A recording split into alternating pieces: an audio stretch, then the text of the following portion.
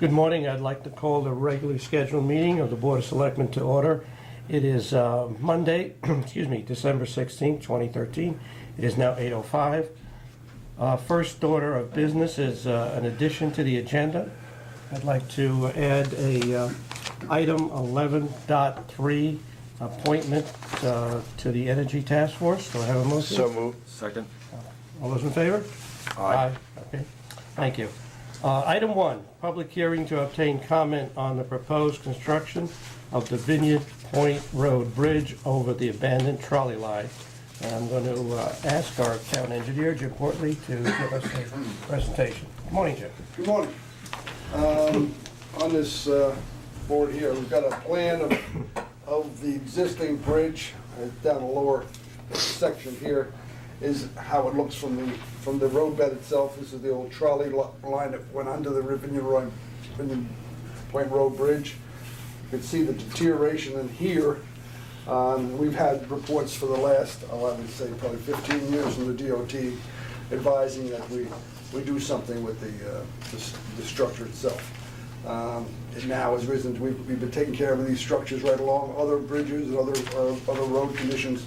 It's this time now that we have to deal with the Vineyard Point Road Bridge. This large plan shows what we propose to do. This is the condition under the bridge. This is rock, outcrops of rock that was hewn through the roadbed was hewn through this rock, and the bridge spanned over it. The trolley used to run through here. Our intention is to demolish the deck and the parapets of the bridge from the north to south, take that material, probably using a hydraulic hammer, and just chip it off, remove the concrete, let that fall down into the roadbed, and use that as part of the fill, and then in place of that put a box culvert that will allow travel through the old trolley right away. And it would be enough, and we've discussed this with budding property owners. We've met out there earlier in the spring or summer with the residents to talk about the size of this culvert. We will propose 11 foot, a 10 foot by 8 foot, 10 foot high by 8 foot wide box culvert that would allow any vehicle that they need. There's a tractor that one of the residents uses to go through from one side to the other for clearing wood and so forth. So there'll be sufficient height and width for that track to travel through. It will sit on the roadbed, and it shows here that we're sitting it on the existing ground. We'll taper it up and down so a tractor can run right through. We won't have to have a lift there. We'll just run right through. Jim, can I ask you two questions? First of all, on the photograph, yes. Could you show us, are you going to knock down the arch?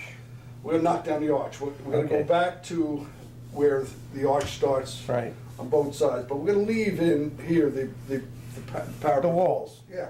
All right, but you're taking off the entire arch? Yeah, the arch roughly from here to here. And it seems like it's going to be a single lane? Single lane. And it's not a town road or anything?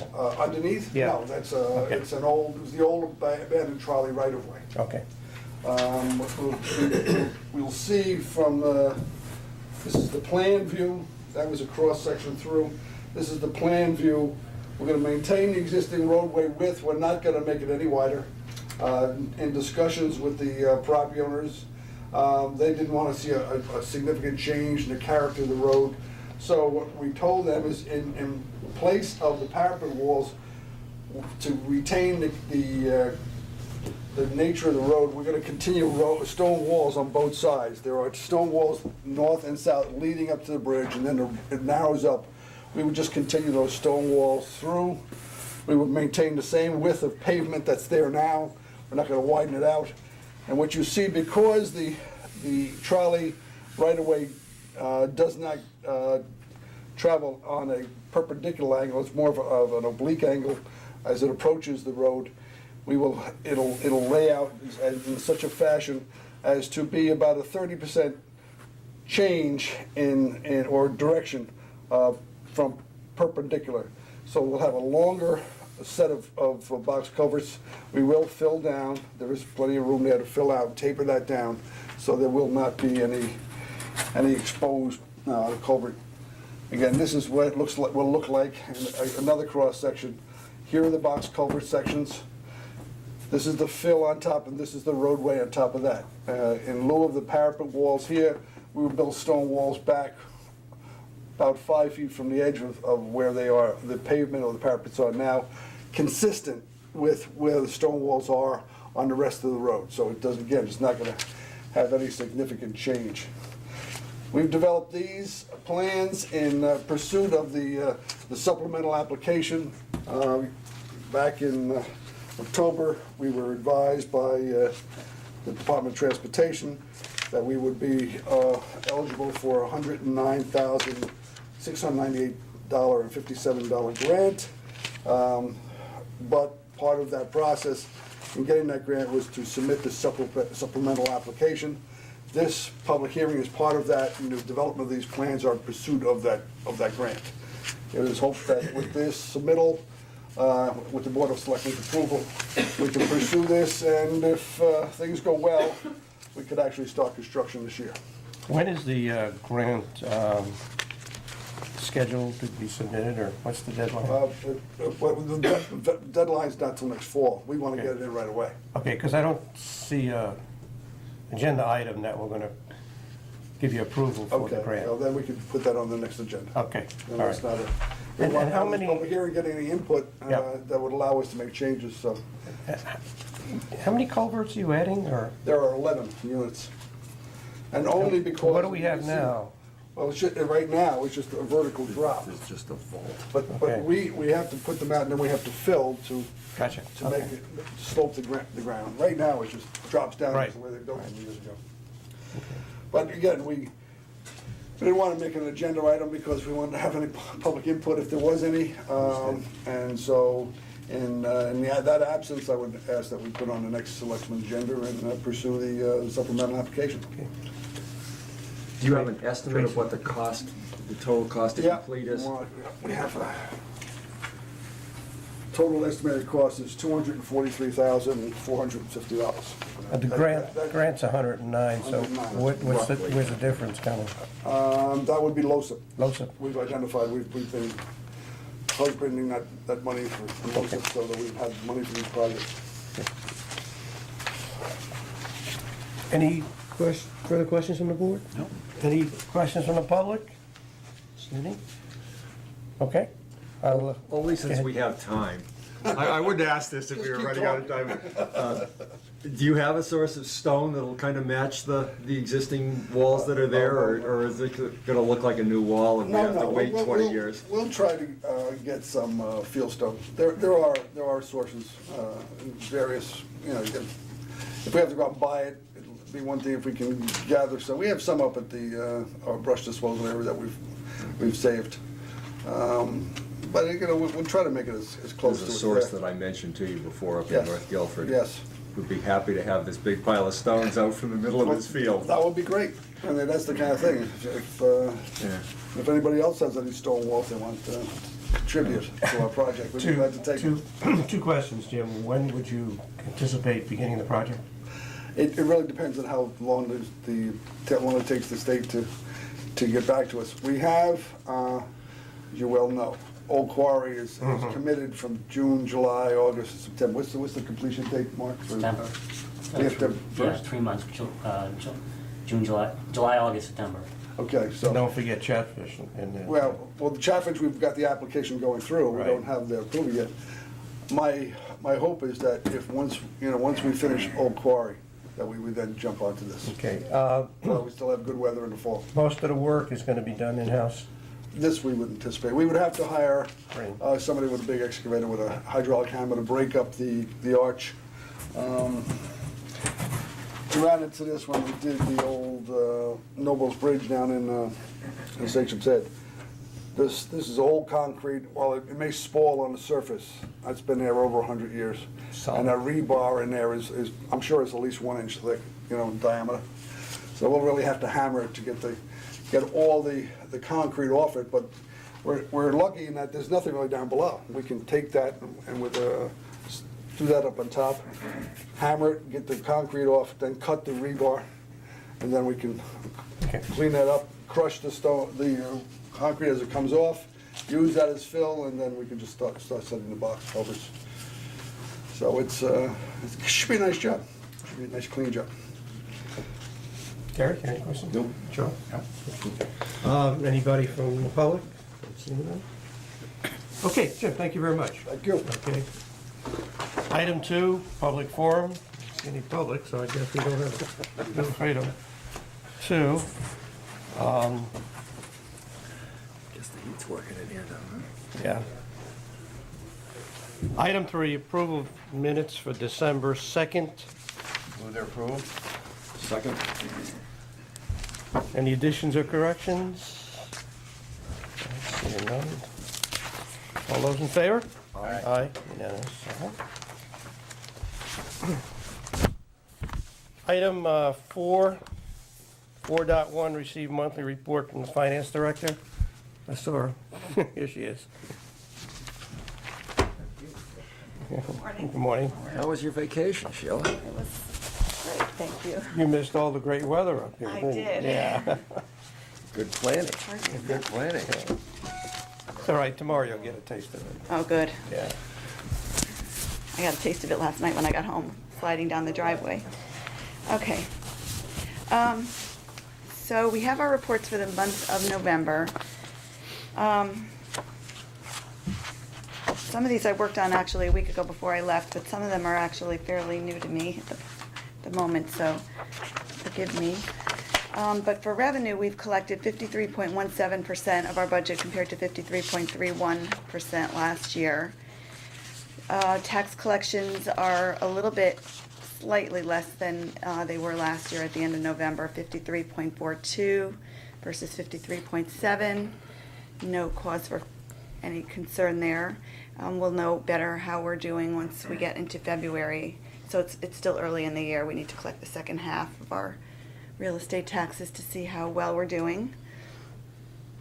It seems like we're pretty much on track. We are on track, and the two bigger departments as far as revenue goes, or three, ambulance is doing better than they were last year, and they should be at about 33%, so they're better than where they should be at this point during the year, and better than last year.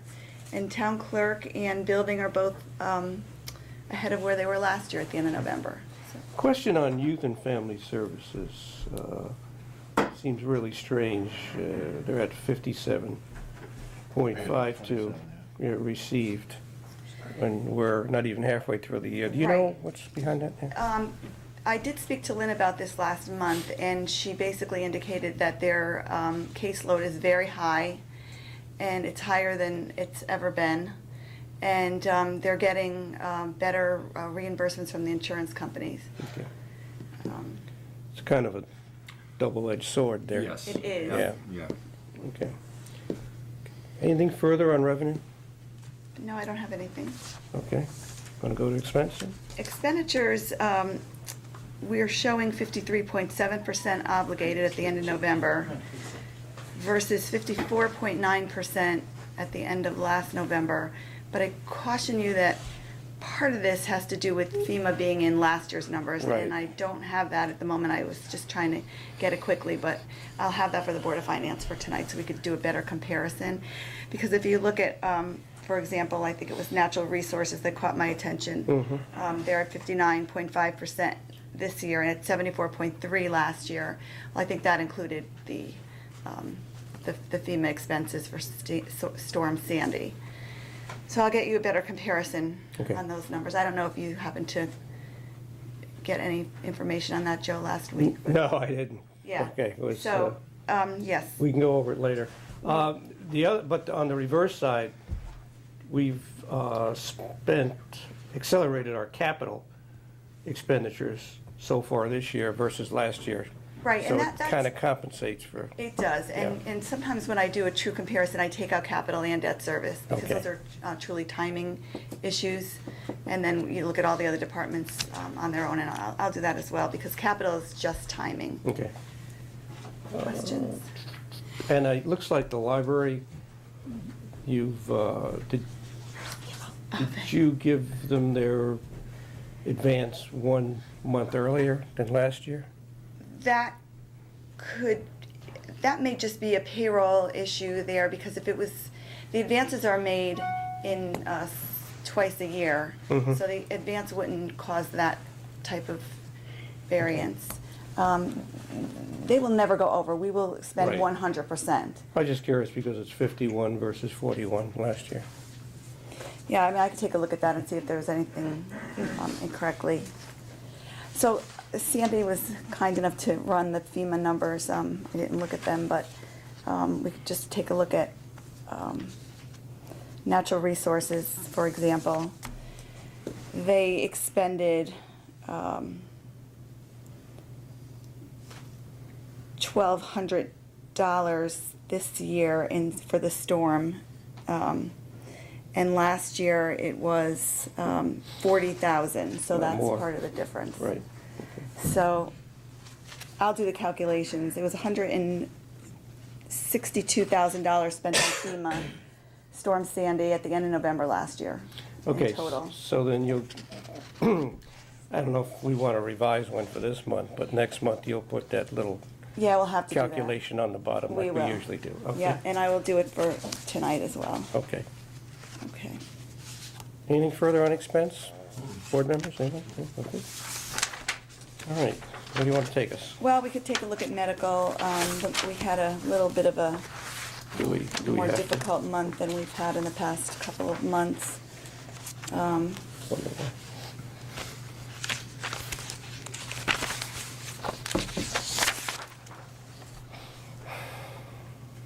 Not horrible, but more than we expected. So, you know, 1,018,000 versus the mid 800,000s in the past 2 months. So we're still projecting a deficit, a yearly deficit in the $300,000 range.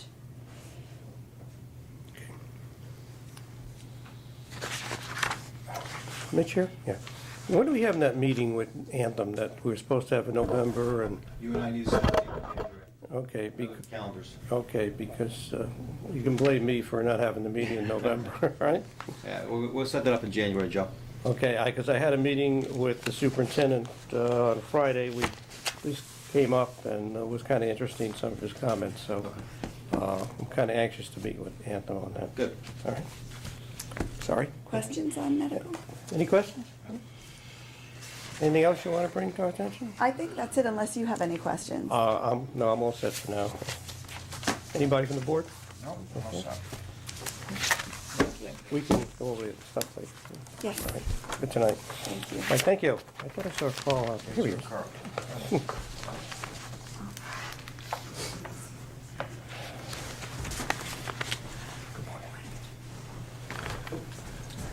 Morning, Carl. Morning. How you doing?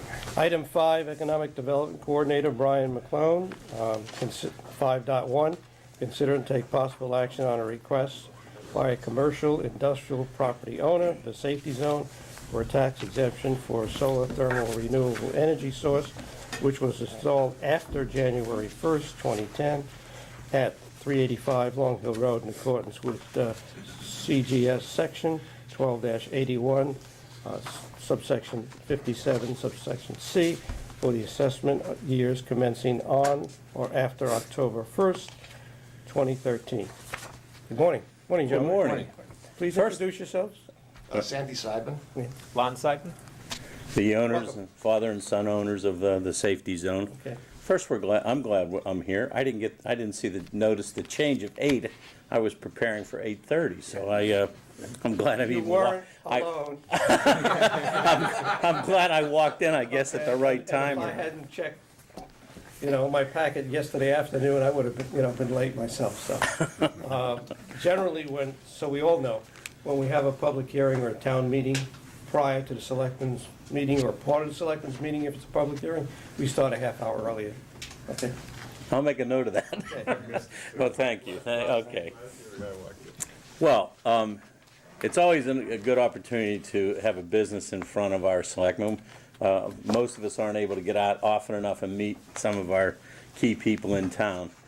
Just as a matter of fact or recollection, Arkwright moved out of town The building wasn't dark all that long. Unfortunately, the safety zone came in from Essex, Connecticut, and bought a 126,000 square foot facility, and over the last couple of years have been improving that building and hiring people and bringing new jobs to Guilford, and there will be more to come.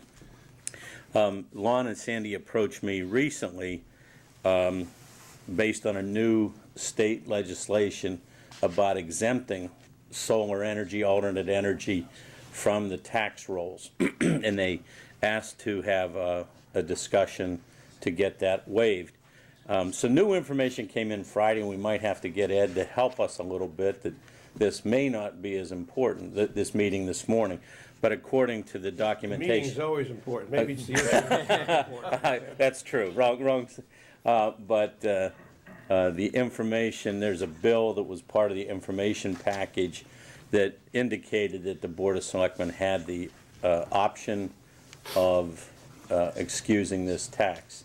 But Lon, do you want to take a couple of minutes and share? Did you all get a copy of the letter that we sent with the photos? Is that in your packet here? No. No? Okay. Oh, So what I'll do, first of all, we moved into the building. Okay. We moved into the building about a year and a half ago. So what we did when we moved in, there was. Oh, okay. I'm sorry, go ahead. That's okay. There was an extensive amount of mezzanines. They were using it more for manufacturing, or more distribution. So we did a lot of work initially, tearing everything out of the inside of the building to make room for boxes, essentially. And we also needed to do the roof over relatively quickly because it was on its last legs, and we did a substantial roof renovation. That required us to move faster on looking at solar energy as an option for the building as well. And we basically pretty much sprinted. I think we were the first system under the new ZREC program to be installed in the state. We had it up and running on December 20th. We were fully certified of last year, and partly because the roof renovation really required us to move faster on it. We had to poke holes in the roof to bring in the electrical coming down from the solar system. When I go through the photos, I'll show you how that works. So if we could have waited, we would have, but we felt it was important to get everything done at once so we didn't have too much of a business interruption when we did that. We're in the process now of renovating the office area. One of the problems that we have right now is we're in now 3 buildings in Connecticut, actually 4. We have Centerbrook in Essex, which is our main headquarters. We have a building in Clinton where we have overflow storage, and our purchasing department, and our Guilford building where we're doing a bulk of our shipments now. And as you can imagine, if you even have something as small as an IT problem, my IT guy is out for an hour driving from one end of the shoreline to the other. So we're really excited soon to be moving into the Guilford building with all of our employees. And the other 2 locations will be overflow storage locations moving forward. So we'll probably have, I think, probably about 68 people. 68 people in the building. Eating lunch in the area when we're done, hopefully sometime after the first of the year. So we'll probably do a ribbon cutting and all that. The solar system is a 250 kW system, and if you look on the photos there, you can see it takes up a bulk of the roof. We could actually put more on if we wanted to. In fact, some of the estimates we ran when we were first looking at the system estimated that we could probably generate 1 megawatt of electricity on the property, which is like a power plant level amount of electricity. The problem is that the law, and this is both what we're under for the ZREC program, which is where we are able to sell credits back into the system. The law says you cannot generate more than you're going to use, so some protectionism for maybe our utilities there. So we were kind of limited in the size of the system that we could do. We could have done a lot larger. So right now the system generates most, but not all of our power. When you run into the winter months, we right now have snow on the panels, so we're not generating anything at the moment, or maybe a little bit. When you get into the spring and summer is when things really start to pick up. If you look at that PV watts, the little graph there, it kind of details the solar radiance that we see throughout the year to give you an idea of where it's at. And that's one of the things the statute for the tax exemption requires, is that we're not generating more than we're using. So you can see kind of how that works. So if we had Florida sun, we would certainly be generating a lot more than we do here. But so that's the system. Basically what happens is we gang up the panels in groups of 13. And there's about 6 major conduits running down into the inverter, which is in the building, and that's what converts the DC to AC for the building. Most of the time, especially in the summer and spring, we're using about a third during the day of the electricity and pushing the rest out onto the grid. So the neighbors are using our generated power a lot of the time. At night, we're then drawing back off the grid, and what happens is the meter runs backwards during the day. So we've saved a substantial amount of money on our electric bill.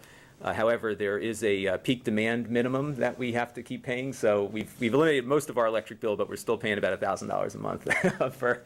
So because if you're peak demand. generating more than you're using, and it's like the neighbors are using some of yours, you don't charge for that? No. So what happens? Or you don't get a credit for that from the utility, do you? Not really. What happens is right now it kind of banks up.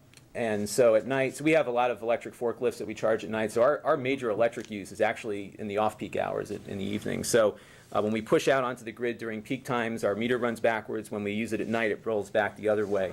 There is a settlement period about once a year where the power company will basically flush out our account to zero. And I'm not sure exactly when that happens, but if right now we've got a little bit of a surplus in our tank because we're generating well over the summer.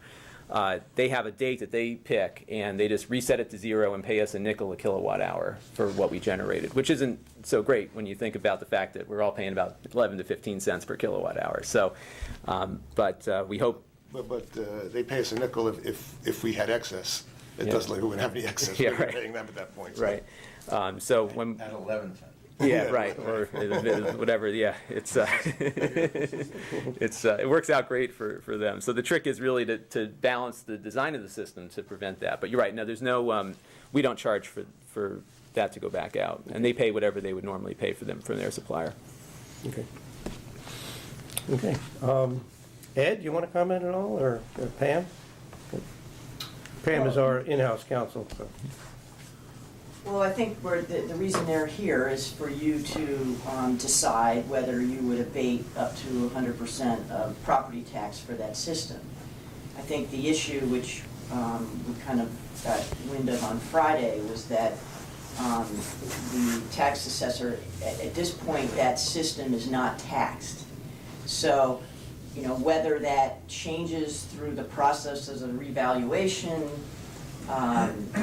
or not, you really, you know, you might either table this matter, or you could say if at any point in determination it is determined that system is taxable, that you will go on record to say that you would abate, and it says up to 100%, so you could abate 50%, 100%. But at this point, it's really 100% of nothing in terms of the assessment as we know it as of Friday. But as far as the state regs, wasn't there a part in a year or two where we weren't going to, was it always going to be a town option, or was there going to be a point where the town was not supposed to be taxing that? I thought part of the state reg was it was like a timeline, and so many years down the pike that we.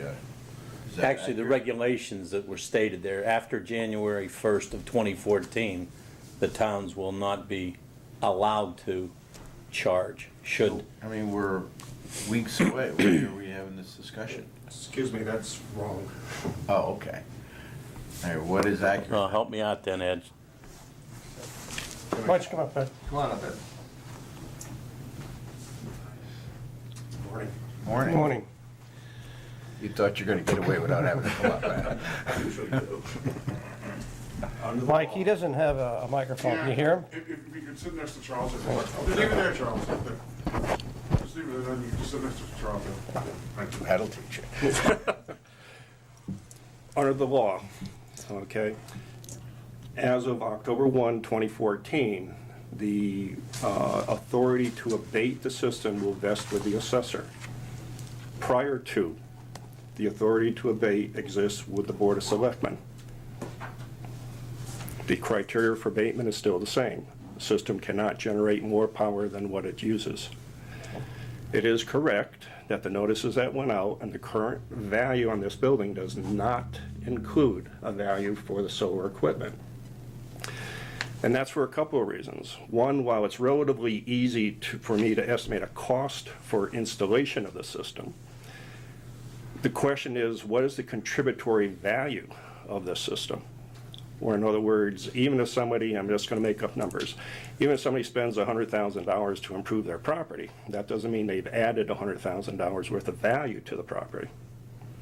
So, as I say, even though it's relatively easy to estimate the cost of the system, it's still debatable as to the contributory value to the system. The other factor is that if this board exempts it, well then, I've spent several hours or a couple of days working on something that goes away. So, if the board exempts it, well, no harm, no foul. It's already gone. Now, my suggestion is if the board wants to exempt it, they should act now rather than wait. Okay. Okay. You said prior to October 2014, the decision rests with the Board of Selectmen. Now, any system installed as of October 1, 2014, which would be for the October 1, 2014 grand list, decision vests with the assessor. Prior to October 1, 2014 installation, it vests with the selectmen.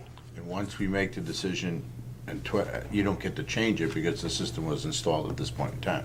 In other words, if we make the decision now, October 2014, it doesn't become your decision. It No, still it's rests with our exempt. decision. Yeah, if you exempt it now, it is exempt forever. Yeah. All right. Okay. Should we have a policy as a town rather than take each individual situation like this, or not? Well, bear in mind, this is unusual because the approval process is basically bifurcated. The board has the approval currently, but after January 1, 2014, for installation, it vests solely with the assessor. Even if we had a policy, a town policy? Even if you had a policy, correct? Because I have to follow the state statute. Right. So if, as far as we know, there are no other commercial or industrial properties other than safety zone that have done this. In Guilford, In no, and this I've time. checked with 6 other assessors, they know nothing. Okay, Yeah. okay, so we're just dealing with one issue here. Does this process only apply to commercial and industrial? I mean, there are residential. There's a separate statute, actually, there's 2 separate statutes for residential installation. And again, basically, it follows the same philosophy. Any additional value would be exempted, and I follow the same philosophy with the residential. It's very questionable under residential whether there is any additional value being added by those systems, so we do not assess them at all. Okay, and whatever we were to do on this would not impact residential in any way? That is correct. Okay. Yeah. Okay, let me just make sure what you just said, 'cause, at this point in time, in a residential situation, you do not assess an added value to the That is solar correct. panel. Bear in mind, the vast majority of installations now are basically remedial. They're being added to existing structures.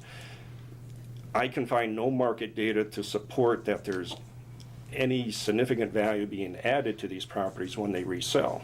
As a matter of fact, many of these systems are being taken off. I understand you have to come at it from a different perspective. I'm just glad that your perspective melds with at least my personal perspective that, philosophically, this is something that we could find a way to exempt if possible. I mean, that's my perspective on it.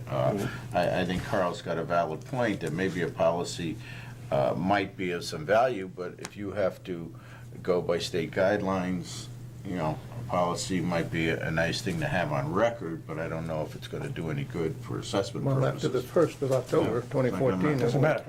Yeah. And again, the state guideline is the same that you are charged with. The system cannot generate more power than what it's being, for the capacity of the building. That's a discussion for another day.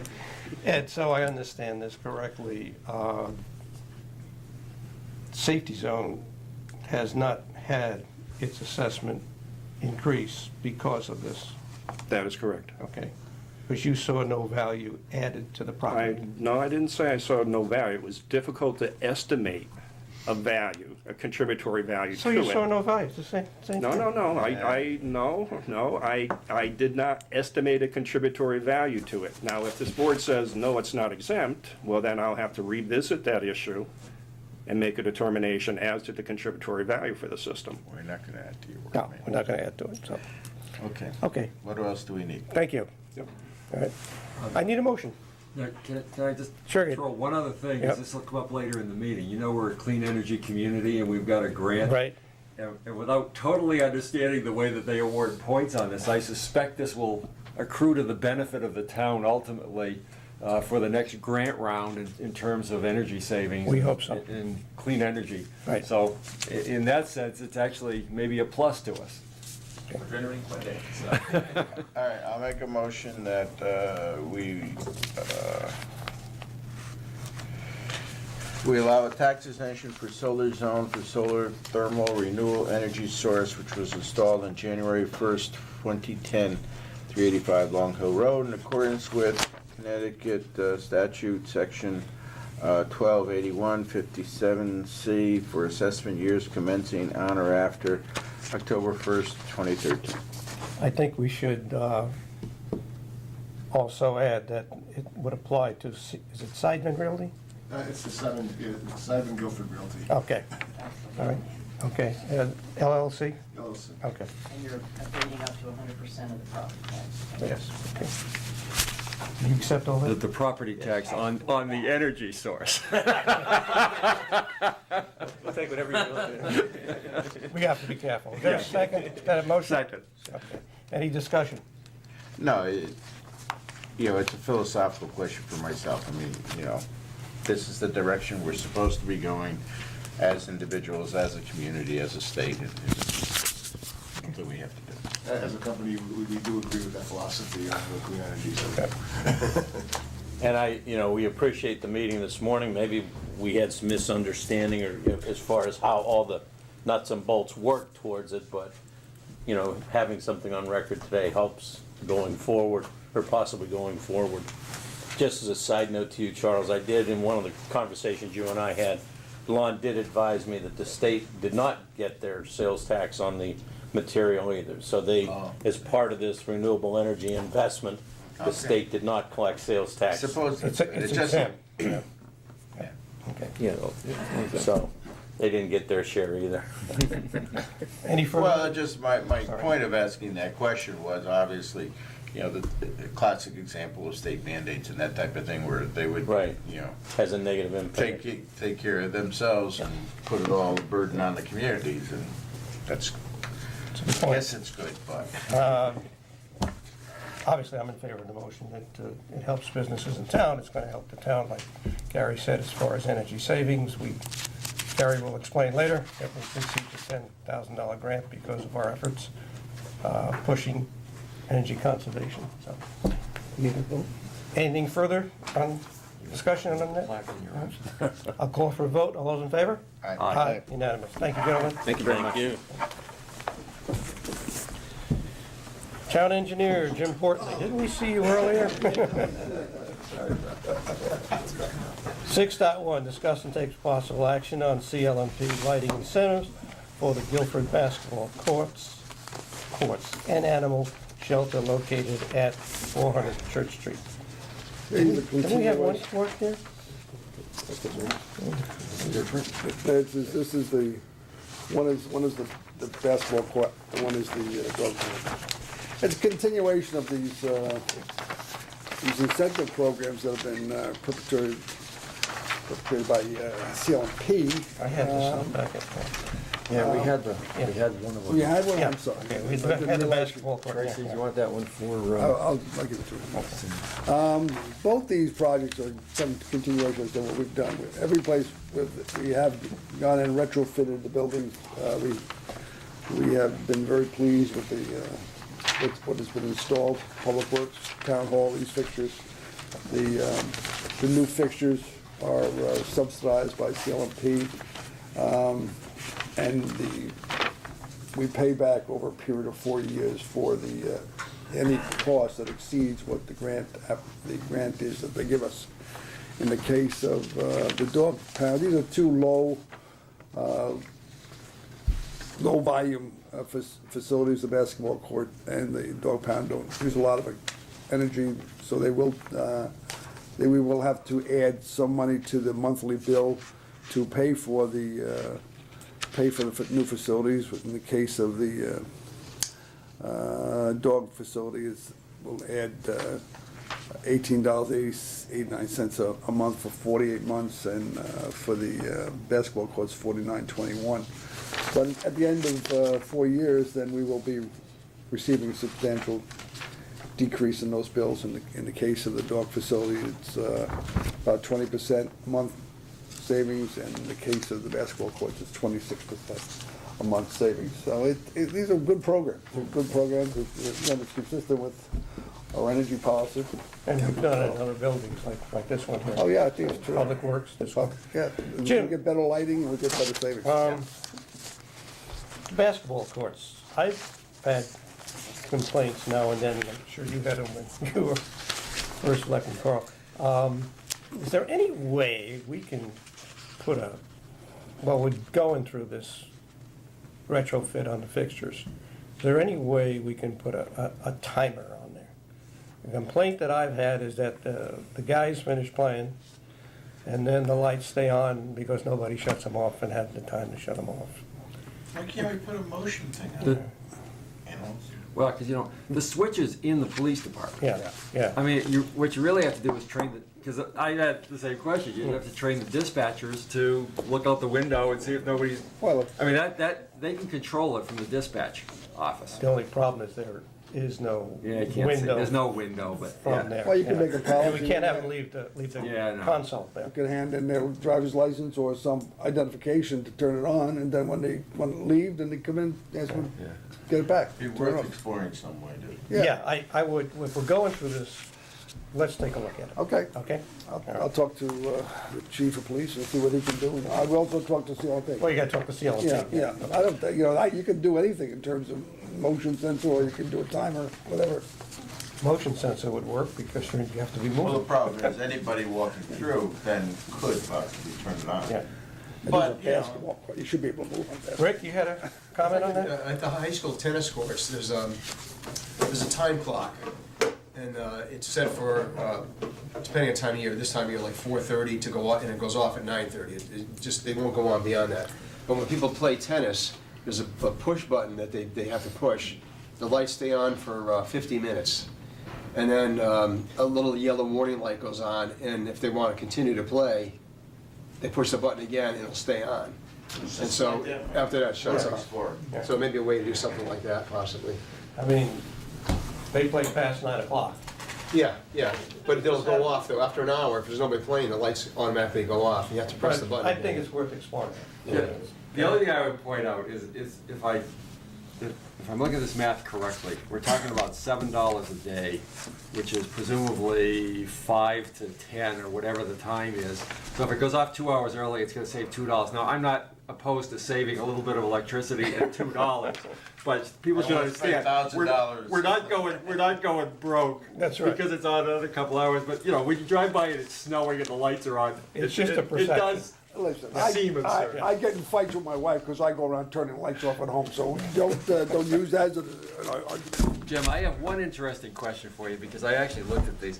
According to the information that the consultants put out, Yeah, the dog pound is paying 10.7 cents per kilowatt, and the basketball courts are paying 13.2. And it just makes me question a little bit what the heck they're doing, because I assume we're paying the same electric rate on all our facilities. I think it's a type of fixtures you might have there. No, but they have a kilowatt hour Yeah. price. Why would it be It's different? a demand thing, how much you demand overall and stuff. One's 10.7 and one's 13.2. It may be, I'm just guessing, is when we did the fixed contract with TransCanada, that there were some sites that were too small to bring in. So that's actually a nice evidence of what we have been saving by doing that TransCanada electric contract. Okay, that's a good point. Thank you. Dwayne, there's a woman, we know Bill. So I believe we need a motion on this? I would move that we Yes. take Then we move ahead and, With the program. With the for program. Animal shelter and the basketball. with the courts. program, Okay. right, I absolutely. second whatever Gary. You're approving the contracts and authorizing Joe to sign. Approving the contracts and authorizing Joe to sign the contracts. Sure, Got get me in trouble. Got Okay. it. There's a motion on the table, any discussion? Okay, all those in favor? Aye. Unanimous, thank you. Jim, we have one more for you, Yes. 6.2. This is Consider and again- take possible action on the gas line extension agreement with Town Hall South, authorizing the first selectman to sign and send to Planning and Zoning Commission for a mandatory referral under Section 8-24 of the Connecticut General Statute. This is basically, the Southern Connecticut Gas extended gas main down Park Street and then down Boston Street. This is an opportunity for the town to have a gas service brought to Town Hall South at no cost to the town. It seems like another no-brainer to me. It's just a matter, they make the connection right from Boston Street into the building. It allows for us to have up to 18 months to approve for a new furnace, the gas furnace for the building. Just like we've done here. Yes, so I recommend we approve this. And so moved. Second. All those in favor? Aye. And, Thank you. 824 referral. It's part of the motion. Okay. Okay? Yeah. Okay. Thank you, James. Thank you. 7.1, receive recommendation, from the Park and Rec Commission to name the lacrosse field at Nut Plains Road, the Bob McHenry Field. Good morning, Rick. Good morning. The Parks and Rec Commission received a request from Guilford Lacrosse Association to name the lacrosse field, which is the rear of Nut Plains Park, Bob McHenry Field. The request meets the qualifications of the Parks and Rec's policy that came up a couple of years ago on policy on naming fields and facilities. Mr. McHenry was actively involved with many youth sports, I think specifically basketball, lacrosse, and football. So he meets the qualifications that the Parks and Rec Commission's policy states. And so they approved at the meeting December 2nd to name the rear field the Bob McHenry Field. That field was formerly a softball field, probably going back about 15 years ago. And it was named the Peter Depkin Field. When the field was converted to a lacrosse field, the Peter Depkin sign was on a backstop.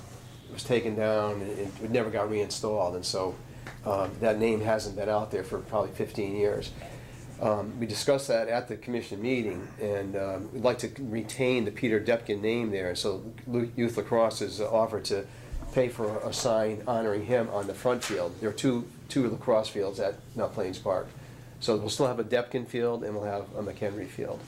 And they'd like to, the rear field, they have approval to put a scoreboard on that field. They want the sign to be on the scoreboard, the name Bob McHenry Field. Okay. Gary, you want to add to that? Just, we ran an event, a shoreline lacrosse, youth lacrosse event last June, and raised $8,000 to buy the scoreboard and get it installed. And the timing of this is we have to order the scoreboard now to get it into production so we can get it up for the spring. So we thought as long as we had the scoreboard and it was being used, the field was being used primarily for lacrosse, although the scoreboard would be available for soccer if they use it in the fall or whatever. That would certainly be fine. We wanted to name the field after Bob. Bob's a former Yale lacrosse coach, lacrosse official. I probably have refereed 200 games with Bob over my career, and just a wonderful athletic supporter for the town of Guilford. After he was too old to infirm to referee, he became the timer for the Guilford lacrosse, the high school lacrosse program, and he was the timer after he couldn't referee football for the football program. And so he's been very, very active over the years in all kinds of sports. His 3 kids were all varsity athletes at Guilford, one of whom is still active in youth lacrosse. So we all thought it was very fitting, and I would appreciate everybody's support to name the field Bob McHenry Field. Is that the motion? That is the motion. Okay. Second, any further discussion on the motion? Okay. Seeing none, all those in favor? Aye. Thank you. I'm told it's not a conflict of interest if I vote for this. No, you're not. Thank you. You're welcome. Thank you, Rick. Thanks, Rick. I'm looking for our environmental planner. I know he's not here. George is gonna fill in for him, but I got a pink note to call him up. I should have told you earlier. Can somebody call George? Okay. And we'll just move on to the next. Sheila, don't go. I need you for the next one. Okay. Okay, we'll just, the board has no problem. We'll just wait for George to come up and move on.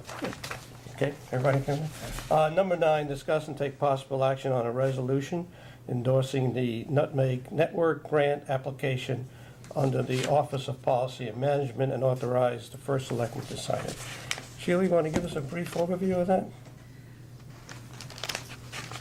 I know very little about it actually at the moment, so I probably would not be the best person to give you the overview at this point. Okay, so I probably know maybe as much as you do. That's Because right. I have not been involved with the COG in November.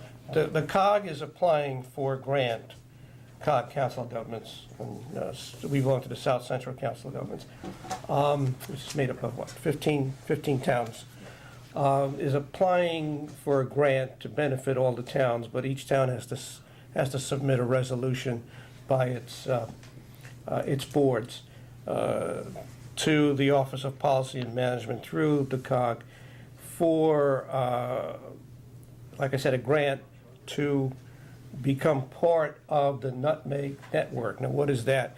Basically, it is the state internet system. We would become part of that state system, which in turn means we would not need Comcast or AT&T or else we're using now, and be part of the state system. The grant allows us to get funds for the installation plus the operating costs, which would help us mitigate some of our internet costs right now. The advantages of that is that the state can get our information readily. We can get the state's information instantaneously, and so we're all on the same page. I think in your packet, you might have had this little slide presentation, which has some of the advantages on there, which is data recovery, which wouldn't be a problem. Should our internet providers have a problem, the state wouldn't. Business continuity centers provide protection from disaster, natural or man-made, including mutual data recovery and backup. It lays the groundwork for daily operational streamlining and staff sharing within local governments. So we can share information with other municipalities. It's I think it's worth pursuing. We are right now, as a town, going to fiber network within the town, which means that all of our locations will connect to the server through fiber, as opposed to what we're doing now. And we're going to be addressing that, I think, at the next meeting with Fiber Tech. But this, as Tony has explained to me, is all, if you look at a wheel, all of our locations will then be connected by the Fiber Tech network. And then the Nutmeg network would be like the hub of the wheel and go right to the state. So the only thing we're approving is an application for the grant, and it's not locking us into anything, and I think this is worth pursuing. So. I'll make a motion that we approve the resolution endorsing the grant application. And authorizing the first selectman to sign. Right. Thank you. Sheila, do you want to add anything to that? No, I think that the slide at the bottom of page 6 is actually, it gives you a good idea of the advantages of the network. And I think it actually is a little bit different than the fiber tech that we're going to enter into an agreement for that, because that is actually our internet, the way we can communicate. We now use the old T1 lines. It's very Right. different than this. This is just to connect to the state and to be connected for the reasons that are shown on the slide on page 6.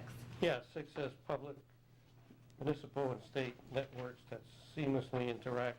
Municipalities can share data and software, increase system reliance and redundancy, and achieve efficiency not otherwise possible.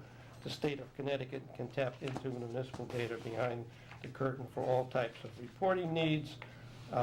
One is uniform chart of accounts, which would be near and dear to your heart, because every city and town is going to have to be instituting the uniform chart of accounts established by the state.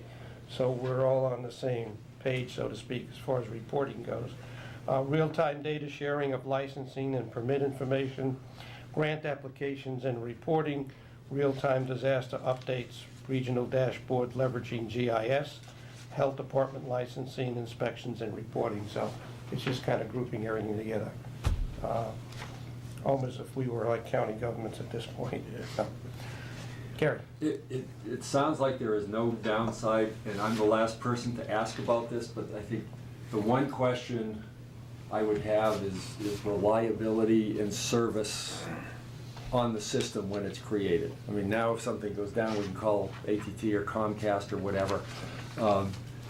Before we go in, I think we have to make sure we know where the servicing comes from, if there's a problem. Or at least run parallel until they get Right. sorted out. Right. As far as, And that's it's the mechanic. a good question. And as I say, I'm the wrong person, because I can't service it either way. The whole installation process and getting everybody up is going to be a 24-month project. So within that time, I'm sure we're going to have a lot more questions. Okay. We have a motion? Yes, we do Yes, have we a have a motion. It's been seconded. All those in favor? Aye. Thank you.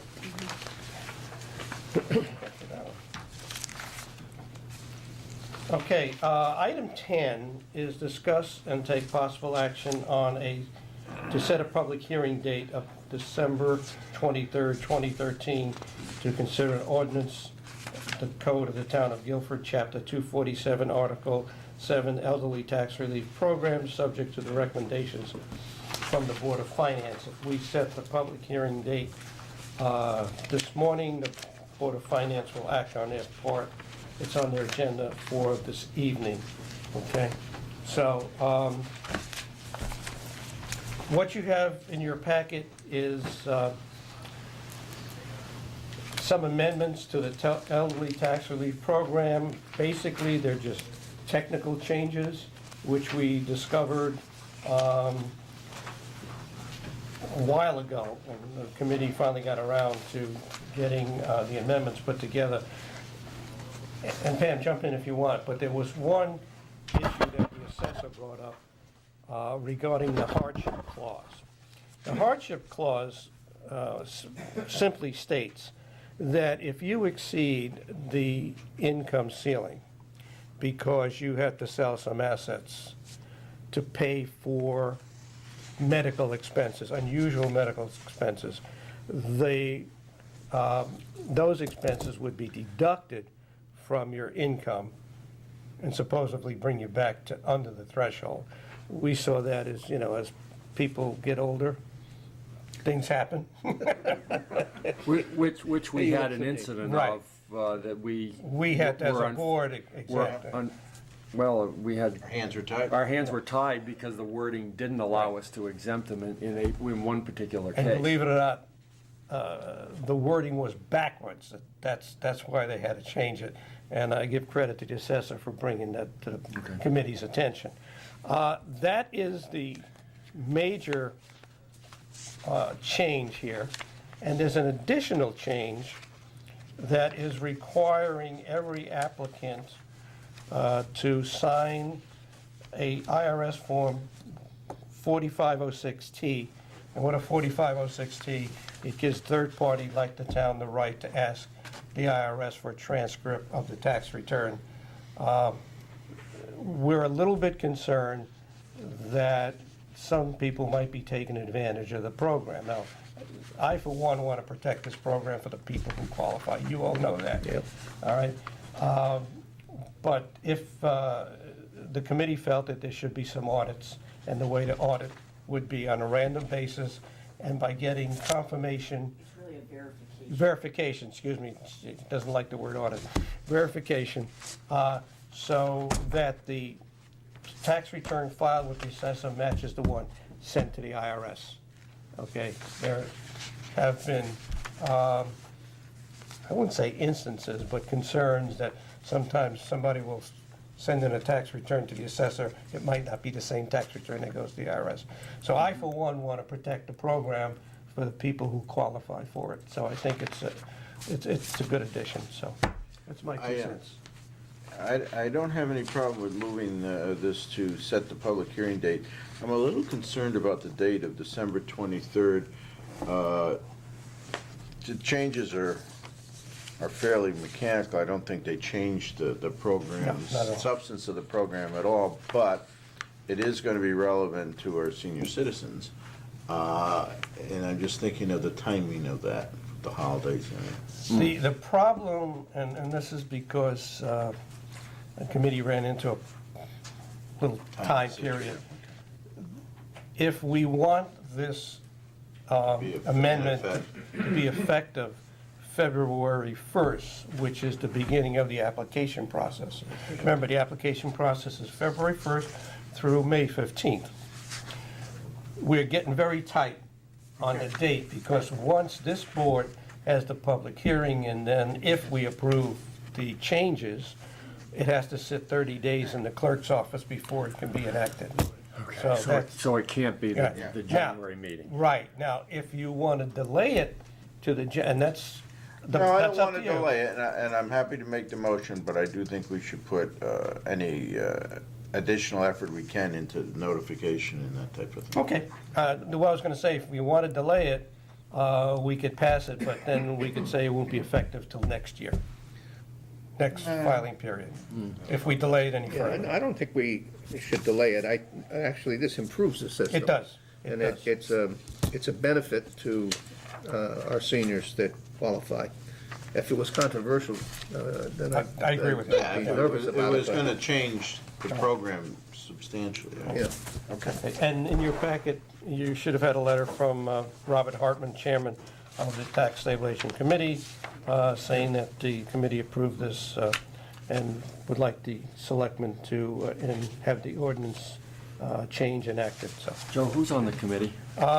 It's Bob Hartman, Bill Bloss, Barbara Hemming, James O'Keefe. Did I miss anybody? Okay. So I've made the motion to set the public hearing. Okay, is there a second to that motion? Okay, any further discussion? All those in favor of the motion, say aye. Aye. Thank you. Okay, appointments and resignations. 11.1, receive a resignation from Jeffrey By from the Energy Task Force. So moved with regrets. Second? All those in favor? Aye. 11.2, discuss and take possible action to move Francisco Michael DeAndrea from alternate to regular member of Planning and Zoning Commission to fill a vacancy for a term to expire February 28, 2016. So moved.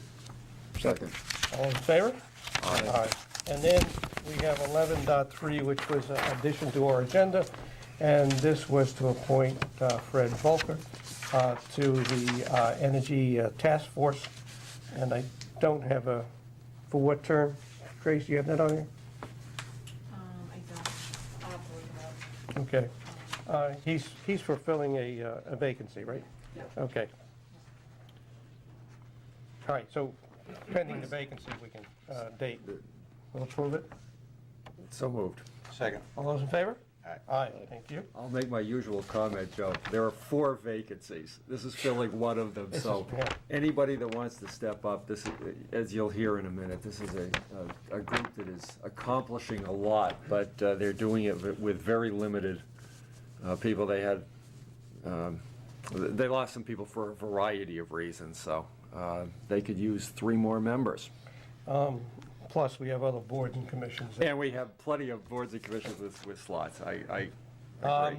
I will add to what Gary just said, there have been town projects that are somewhat delayed because they can't get a quorum, and they involve energy improvements, and we need their input on it. So please, if anybody has the time, the talents, and wants to volunteer for this task force or any other board or commission, please contact the Selectman's office. Okay, thank you. I've got one request for the use of town property, 12-1. I would move that we approve the placing of a sign as listed in the agenda. Okay. Second. All those in favor? Aye. 13, correspondence, building officials' monthly report. Any comments? I have one comment on it. I have asked for the next meeting or the next report, I've asked the building department to footnote how much of the building permits issued or received relate to the new Guilford High School building. Because if you look at this month, November, cost of construction for building permits that have been issued is $11 million. I know we're not having private concerns, Right. 11 million. And also on the cost of construction for building permits received for November, $7 million. So it put up a red flag. That included in there is the high school building permits. And for instance, on the $11 million, $7 million is for the high school, and $2 million, I'm sorry, the cost of construction for building permits, which was $7 million, $4 million of that is related to the high school. It's actually, Joe, $7 million is electrical and $3 million and change is plumbing for the high school, so it's really. It's 10 10 and a times, half. you're right, yeah. 10 and a half You're right, million. I stand corrected. Building department will give me a more accurate report next month. Yeah. Okay, that's, Maybe they ought to just put Another a line, star and separate take it line. out of that number, because, you know, Well, a year from now, The or, high school is a separate line. I told them to do it like, just footnote it. yeah, 5 years from now, somebody's gonna, but they're not gonna see the footnote, they're just gonna look at that number and forget. Because it really skews the numbers. Yes, it does. Okay. All right, the other report is our, George is here. no, I'm coming back to you. I didn't forget you. Guilford Highway Department, our Public Works report. Any comments? I hate to see next month's. The guys did a great job this weekend. They were called, and I think they started working at 8 on Saturday morning, and they left sometime mid-afternoon yesterday, so.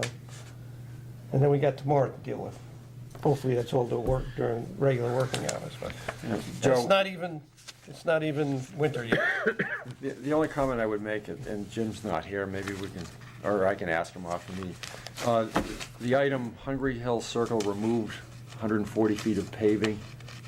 I'm not sure what was involved with that, and it was repaved by Atwater.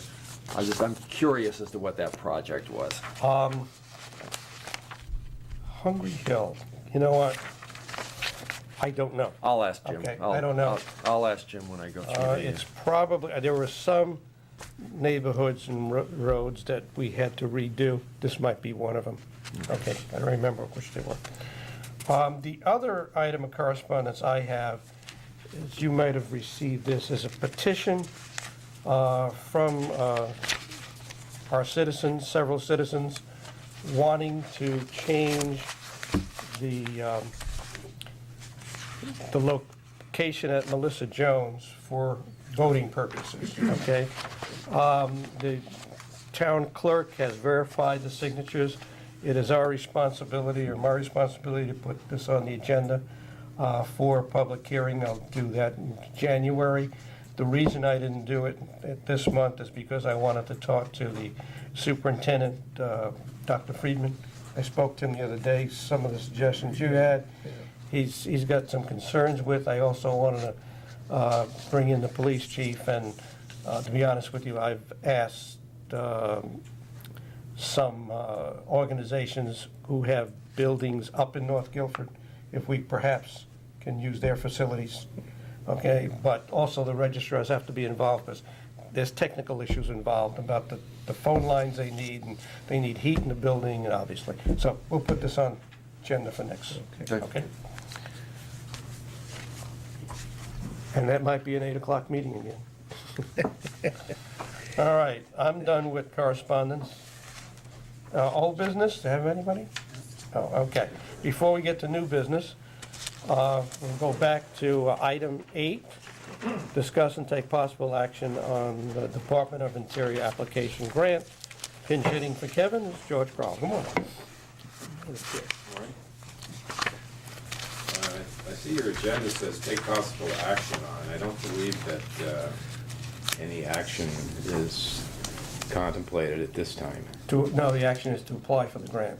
We have to give you the authority to apply. Well, I think my understanding, we're going to come back at another subsequent meeting, perhaps in January, with the actual application. At that point, ask you to approve the application. Okay. That was my understanding.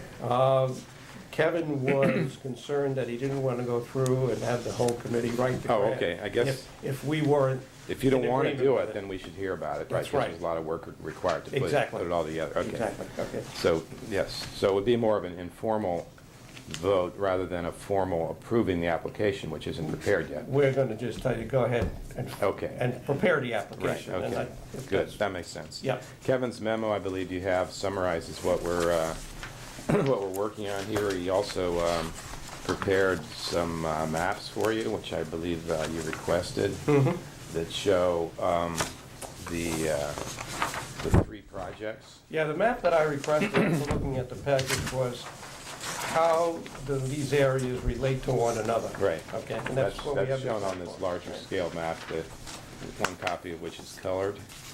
I think his memo is pretty self-explanatory.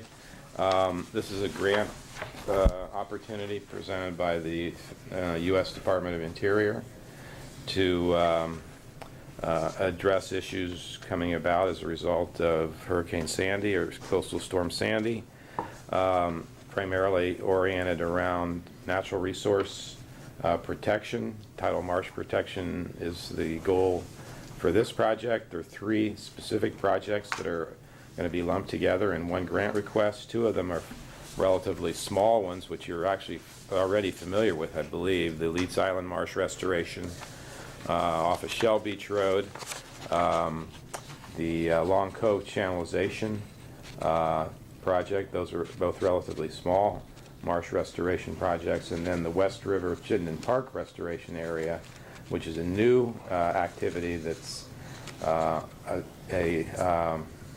so-called green infrastructure improvement designed to protect the marshes and the public property around Chittenden Park.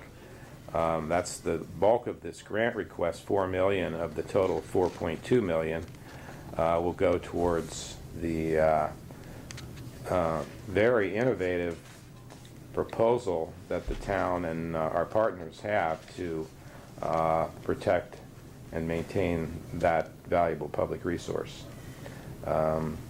It involves the placement of dredge materials in the marsh to build up the marshes, to create a more resilient natural resource, a more resilient environment, and result in the long-term protection of those areas.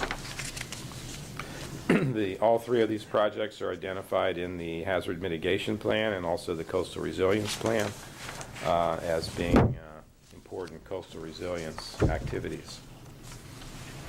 And that's a brief summary of where we are with this.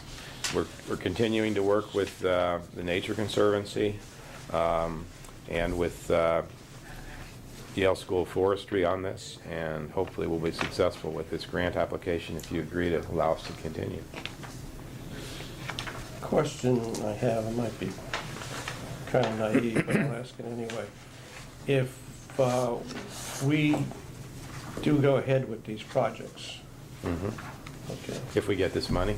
Yes, if we get the money and go ahead with these projects, the result would be that the coastal resiliency report might change a little bit on what could be affected? I'm not sure I understand In what other you words, mean by you're that. mitigating, We'll be mitigating vulnerabilities and risks Exactly. that we have, absolutely, so the especially, areas that were really in danger right. we'll- won't be so much in danger. Correct, that's the Say it idea. very simply. Specifically these marshes. This Okay. is specifically directed around the marsh preservation. And that also would protect private property, private and public property at Yes, that point. especially public property in the Chittenden Right. Park area. I'm thinking about the seaside. Yeah, I'm Yeah. not sure that this will have too much of it. It might. I really can't answer that question. I mean, Okay. it's that sort of, from a technical point of view, but it certainly will preserve the marshes, which is an important goal. The only, at first blush, I don't think this impacts them, but I would suggest that they be reviewed with the Shellfish Commission or the Okay. Bureau of Agriculture. Those are two of the major shellfish areas in town, if they were to be negatively impacted. I'm not sure it does, but Yeah, no, I That's a good point. I don't know the answer to that. That's among the other things Don't I wanna don't ruin the know. shellfish. I don't know the answer to, but it Right. can impact particularly Shell Beach, which is the Right, absolutely. The one thing that's been reinforced and expressed several times about what the specific proposals that we have for the West River Chittenden Park area is that this is really very innovative environmental protection activity. The way this is proposed to be done is very unique and special, and it'll put Guilford on the map of natural resource preservationists if we're successful in doing this. DEP is going to be heavily involved. The idea of placing fill in tidal marshes is, pretty much a no-no, all across the board for years and years. But now, especially with sea level rise, the increasing recognition that in order to preserve the marshes, it might actually be necessary to do that. So, They also solve a problem that the Marina Commission is having. yes. Because they're gonna be dredging again, and Right. they're looking for areas Place to to do that. deposit Right. the dredge material, and that'll help them cut down the cost. Right. This is a classic example of what goes around comes around. Right. Because when they used to dredge Guilford Harbor, when I was a kid, they'd dump everything over onto Grass Island, and that Right. preserved Grass Island. That's right. And then the Army Corps said we couldn't do it anymore, and we had to Right. come up with, the other thing is, Chittenden Park, back in the 50s, when I was in middle school and high school, there was a beach there.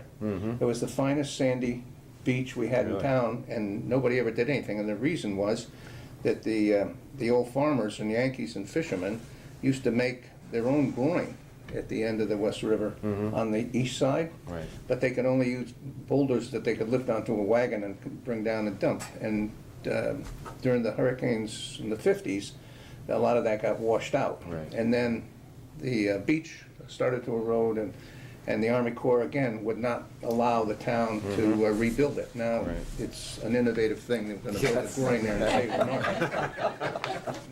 Should have left well enough alone. Right. It's a good thing Leslie I. Dudley isn't alive, because he'd be in here raising holy cane.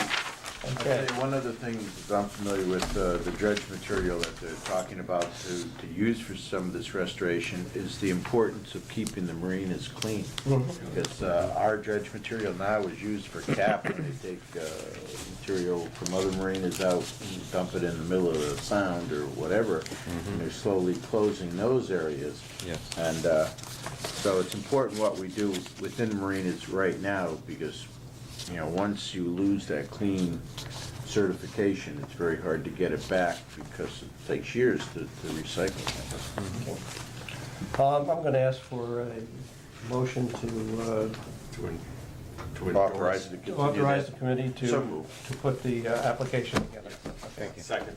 Second, all those in favor? Aye. Thank you, George. Thanks. Just one question, what's the involvement of the Hazard Mitigation Committee on putting this application together? Well, John Henningson's very much behind this whole thing, so I'm sure the committee will end up endorsing it. Are they gonna participate in writing this, or is this? Yes, the- John's working on it, along with Okay. Kevin and Nature Okay. Conservancy. John's been talking about this for Yeah. 10 I know. years. Right, right. You gonna do it from Florida? Oh, yeah. Yeah, okay. He's working All right, I guess to get back on track here, I'm up to new business. Anybody with new business? New business, old. Gary, you have Yes, whatever. As liaison to the Clean Energies Task Force, and I didn't do any of this, I'm just reporting this. Let me read a portion of a letter from the Energize Connecticut. Congratulations, the town of Guilford has earned its first Bright Ideas grant through the Clean Energy Communities Hello. Program. A member of the task force went. The town was awarded this lovely plaque, which will go up somewhere. Hold up a little longer so I can zoom in on it. Got it? And we're one of 35 towns awarded a Bright Idea grant. In our case, they range from $5,000 to $15,000, and Guilford's was a $10,000 grant. There's a variety of points which are awarded for things such as home energy solutions, home